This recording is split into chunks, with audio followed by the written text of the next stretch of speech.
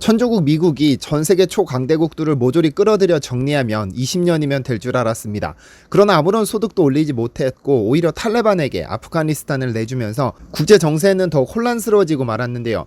구성원 한 명 한 명을 알라를 위해 불신자들과 싸우는 지하드 전사로 키운 탈레반 단체 사진에 한국군 개구리 전투복이 등장한 것은 왜일까요?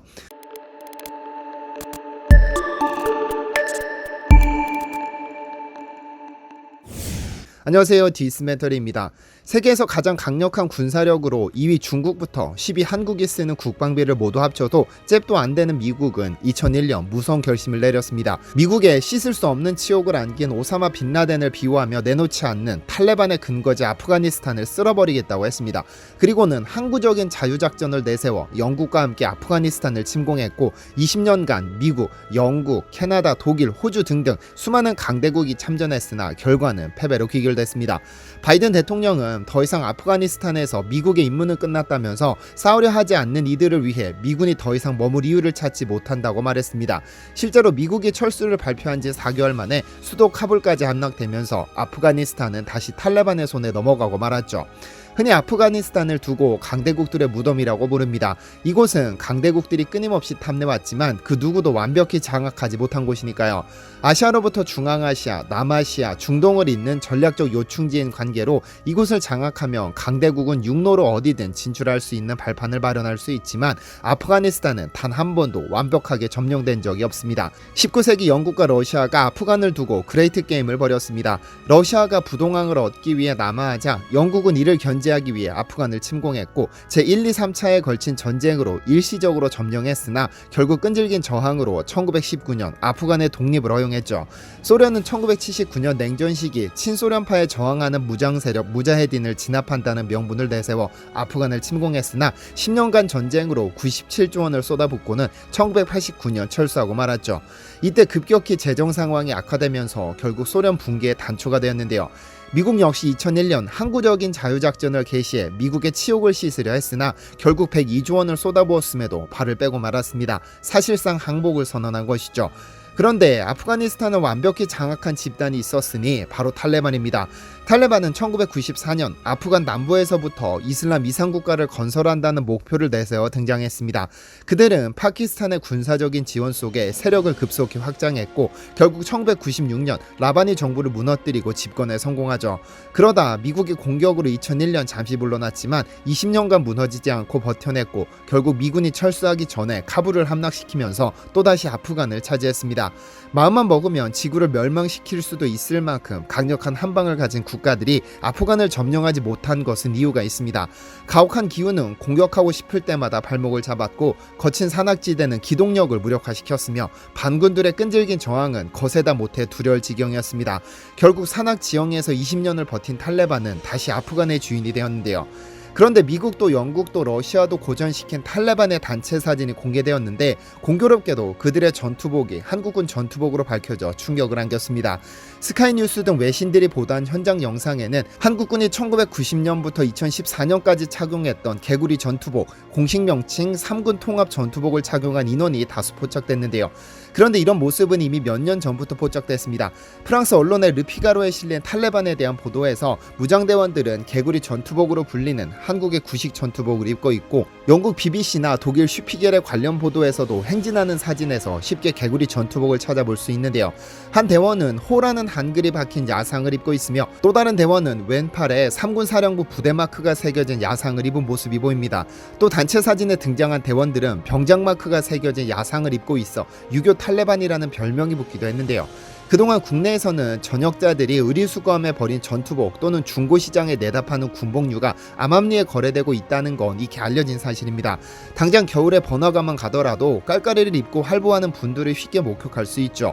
현행 군복 및 군용장구의 단속에 관한 법률은 군복 및 군용장구를 착용 또는 사용할 수 없는 자를 위해 제조, 판매하거나 판매 목적으로 소지하는 행위에 대해서는 명백히 금지시키고 있습니다.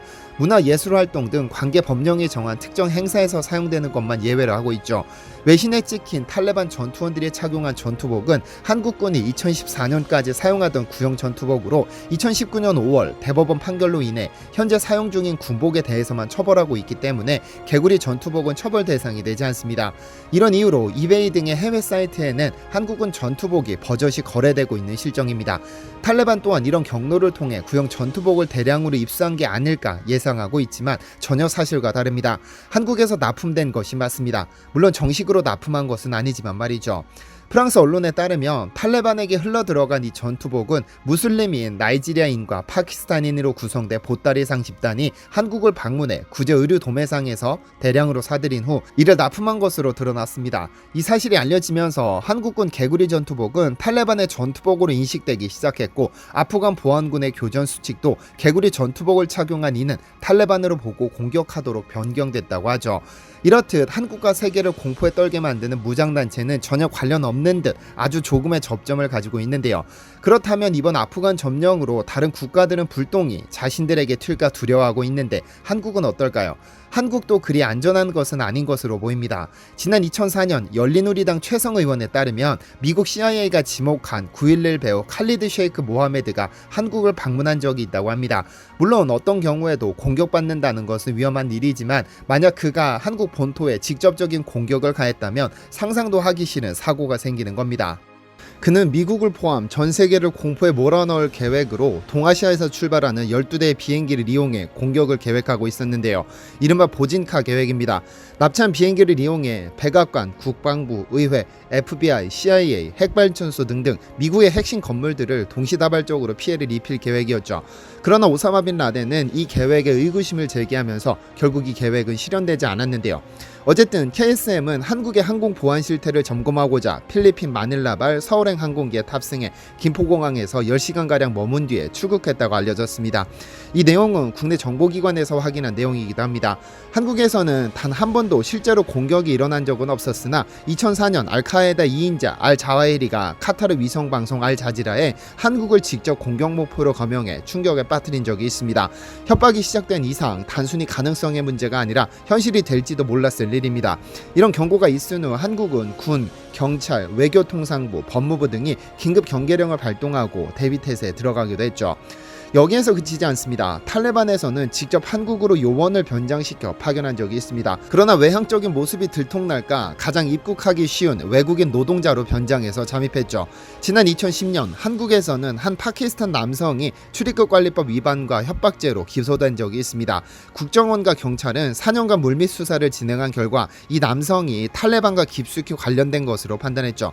그는 한국에서 이슬람 성직자 이맘으로 7년이나 활동해 왔으나 이 당시 모금한 각종 성금을 탈레반 활동자금으로 제공했다고 알려졌죠.